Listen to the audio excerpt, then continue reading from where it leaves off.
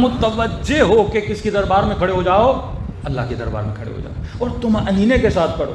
بعض لوگ اتنی اسپیڈ میں پڑھتے ہیں نا، ان کو سمجھ آتا ہے اور ملائک بولیں گے ہماری سمجھ میں بھی نہیں آ رہا یہ کون سی عربی پڑھ رہا ہے بندے خدا۔ ہاں، آہستہ آہستہ سے بسم اللہ الرحمن الرحیم الحمد للہ رب العالمین، جس طرح لقموں کو چباتے ہو نا، اسی طرح حرف حرف کو چبایا کرو، سمجھا کرو کس کی دربار میں کھڑے ہو، کس کے ساتھ بات کر رہے ہو، ادب و اخلاق کے ساتھ بات کرو۔ 17 منٹ ڈیلی رو، ماسو فرماتے 40 دن پڑھو، پھر دیکھو 41ویں دن تیرے روح اس نماز سے کتنی لذت لیتی ہے۔ یہ اپنے محبوب سے مل جاتے، روح عاشق پروردگار عالم ہے۔ روح کا اگر کسی شے سے میلاب ہونا ہے، روح کا اگر کوئی متداول ہے، جیسے نیگیٹو اور پلس اور مائنس بولتے ہیں، روح کے لیے اگر کوئی پلس ہے، اگر آپ مائنس ہو، اگر اس کے لیے کوئی پلس ہے تو وہ وجود پروردگار عالم ہے۔ عبادت میں صرف خلوص ہونا چاہیے۔ آغا امینی بہت بڑے عالم دین صاحب کتاب الغدیر فرماتے میں مولا حسین کے حرم میں گیا اور میں کہتے لمبے لمبے سجدے دیتا تھا حرم امام حسین میں، نماز پڑھنے کے بعد لمبا سجدہ۔ کہتا ایک دن سجدہ دے رہا تھا، سجدے کے عالم میں مکاشفہ ہوا، آنکھوں سے پردے ہٹے اور مجھے امام حسین کی زیارت نصیب ہوئی۔ سبق پڑھے مولا کی شان دے۔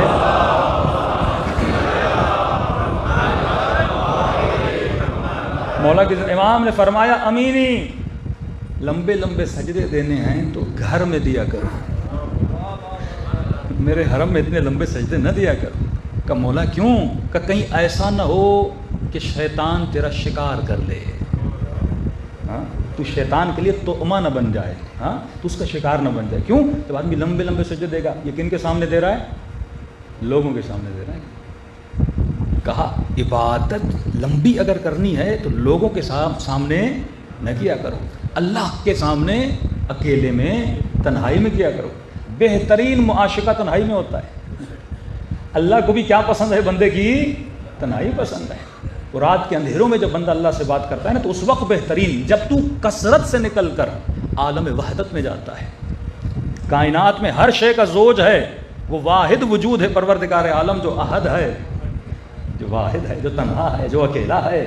اس خدا سے اگر بات کرنی ہے تو کہ عوام میں اتنے لمبے لمبے سجدے نہ دیا کرو۔ یا مجتہد اتنے بڑے عالم دین، لیکن امام حسین کہہ رہے کہیں نہ ہو شیطان تجھے اپنا شکار بنا دے، کہیں ایسا نہ ہو تو اٹھے، 4 لوگ بولے مولانا ماشاءاللہ کتنے لمبے سجدے کیے، 4 لوگ تمہارے ہاتھ آ کے چومنے لگیں، تمہارے اندر ایک چیز پیدا ہو جائے کہ میں تو بڑا عابد ہوں، میں تو بڑا زاہد ہوں۔ یہ خیال بھی تمہارے ذہن میں نہیں آنا چاہیے کہ تو لوگوں کی خوشی کے لیے کر رہا ہے، جو بھی کرے اپنے پروردگار عالم کے لیے کرے۔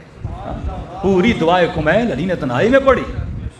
سارے کئی اسلام کے عبادی جو اعمال ہیں وہ ایسے ہیں جو انسان تنہائی میں انجام دے، نہ کہ لوگوں کے سامنے انجام دے۔ لیکن یہاں پہ ایک شبہ ہے، کچھ ایسے عمل ہیں، اس پہ غور کیجیے گا، جن کے لیے حکم ہے کہ لوگوں کے سامنے کرو۔ عبادی جتنے اعمال ہیں، نماز ہے، ذکر خدا ہے، خاموشی سے کرو، تنہائی میں کرو۔ لیکن کچھ ایسے اذکار ہیں، کہتے ہیں بلند بلند آواز سے کرو۔ جن اذکار میں سے ایک ذکر ہے، ذکر صلوات۔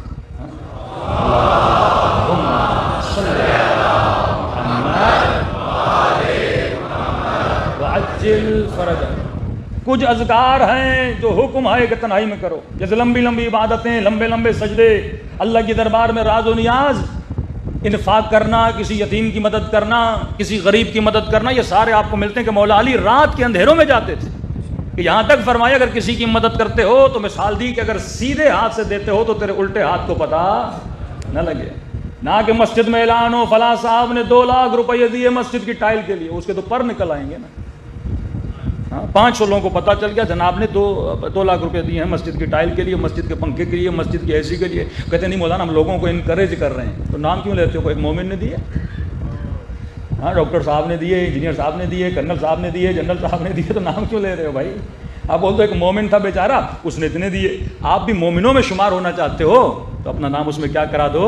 شامل کرا دو۔ اس سے اور اس کے اندر کیا پیدا ہوگی؟ ریاکاری پیدا ہوگی۔ اچھا ڈاکٹر صاحب کی اتنی ویلیو ہو گئی، 20 لوگوں کو پتہ چل گیا 2 لاکھ دیے ہیں، میں کیوں پیچھے رہ جاؤں؟ کمپٹیشن آپ کا بتا دو میں نے 3 لاکھ دیے، اگلا بولے گا میں نے 4 دیے ہیں۔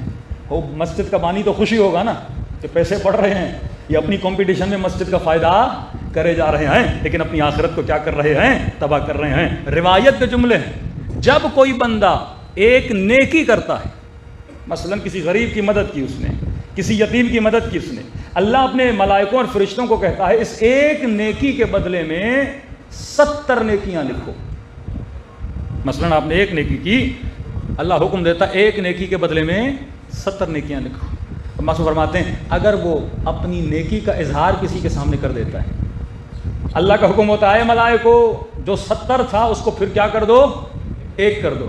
فرمایا اگر دوبارہ یہ اپنی نیکی کا کسی سے ذکر کرتا ہے کہ میں نے فلاں صاحب کی مدد کی, فلاں کے جہیز میں مدد کی, فلاں اسکول میں فیس نہیں تھی میں نے اس کی مدد کر دی, ہاں فلاں مسجد میں مدد کی, اب اللہ کی آواز آتی ہے وہ ایک نیکی مٹا کے اس کی جگہ پہ گناہ لکھ دو, کیونکہ اس نے میرے لیے نہیں کیا, اس نے ریاکاری کے لیے کیا. آغا نراکی کے ایک استاد تھے, ان کو انہوں نے خواب میں دیکھا کہ بتائیے قبر کی پہلی رات جو سوال و جواب ہوئے, کون سی نیکیاں آپ کے کام آئیں, کون سی نیکیاں آپ کے کام آئیں. انہوں نے کہا ملائکوں نے پوچھا کہ کیا لے کر آئے ہو, میں نے کہا میں نے اتنی کتابیں لکھی ہیں.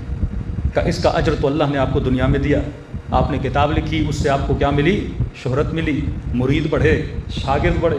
کہ میں نے فلاں فلاں جگہ پہ یہ کیا, کہ اس کا اجر بھی خدا نے آپ کو دنیا میں دے دیا. کوئی ایسی نیکی بتاؤ جو تم نے صرف پروردگار عالم کے لیے کی ہے. کہتے ہیں میری ایک ایسی نیکی تھی جس کا میں نے زندگی میں کبھی سوچا بھی نہیں تھا. کہ ایک خاتون تھی, اس کے ہاتھ میں ایک بچہ تھا, وہ بیوہ خاتون, یتیم بچہ اس کی گود میں تھا. کہتا ہے وہ غربت کی وجہ سے اپنے بچے کے لیے پھل لے نہیں پا رہی تھی. بچہ ضد کر رہا تھا کہ اماں مجھے سیب لے کر دو, لیکن اس کے اندر استطاعت نہیں تھی وہ اپنے بچے کے لیے سیب لے. میں نے یہ منظر دیکھ لیا, بچہ بار بار روتا ہوا سیب کی طرف انگلی کر رہا تھا کہ مجھے کیا چاہیے, سیب چاہیے. کہتا ہے اتنے میں نے سیب لیا, نہ دکاندار کو پتا تھا, نہ ماں کو پتا تھا, نہ لوگوں کو پتا تھا. چلتے چلتے وہ سیب میں نے کس کے ہاتھ میں دے دیا, بچے کے ہاتھ میں دے دیا. ملائکوں نے کہا یہی ایک سیب ہے جس نے تجھے قبر کی پہلی رات بچایا ہے. جب تو نے دیا کسی کو پتا نہیں تھا, بس تیرے خدا کو پتا تھا, اور ایک ایسی نیکی جو تجھے یاد بھی نہیں تھی. تو ہمارے کئی ایسے اعمال ہیں جو کس کے لیے ہوتے ہیں, پروردگار عالم کے لیے ہوتے ہیں, وہ ہمیں کام آتے ہیں. تو حکم اسلام ہے کہ جو بھی کرو اس میں ریا شامل نہ ہو, صرف پروردگار عالم کے لیے کرو. لیکن کچھ ایسے اعمال ہیں میری مائیں بہنیں نوجوان غور سے سنیں, جن کے لیے حکم ہے ان کو الگ اعلان کرو, کیونکہ وہ عمل نہیں ہے, وہ اسلام کی پہچان کہلاتا ہے, جسے ہم شعائر اللہ بولتے ہیں. ہاں, جیسے کعبہ ہے, جیسے رمی جمرات ہے, جیسے سعی صفا و مروہ ہے. حج کوئی اکیلا چھپ کے کرنے نہیں جاتا, ایک ایسا عمل ہے جو اجتماعی ہے. کیوں؟ کیونکہ اس عمل کا اثر کس پہ ہوتا ہے, سوسائٹی پہ ہوتا ہے. کئی ایسے اعمال ہیں جو آپ کی پہچان ہے, مثلا محرم کے مہینے میں جلوس کا نکالنا, اسے آپ کہتے ہیں شاعر حسینی ہے. یہ ایک ایسا عمل ہے جو دنیا کو بتانا پڑتا ہے کہ اس ملک میں شیعہ کتنے ہیں, جیسے آپ پاور شو بولتے ہیں. جب تک آپ یہ عمل نہیں کرو گے دنیا کو پتا نہیں لگے گا شیعوں کی تعداد کتنی ہے, شیعوں کا پاور کتنا ہے. جیسے ذکر صلوات ہے, جیسے ذکر یا حسین ہے, جیسے علم کا لگانا ہے, یہ سارے کس میں آتے ہیں, شاعر حسینی میں آتے ہیں. اور خواتین کے لیے کہہ رہا ہوں, جیسے پردے کا کرنا ہے, یہ بھی شعائر اللہ میں سے ہے.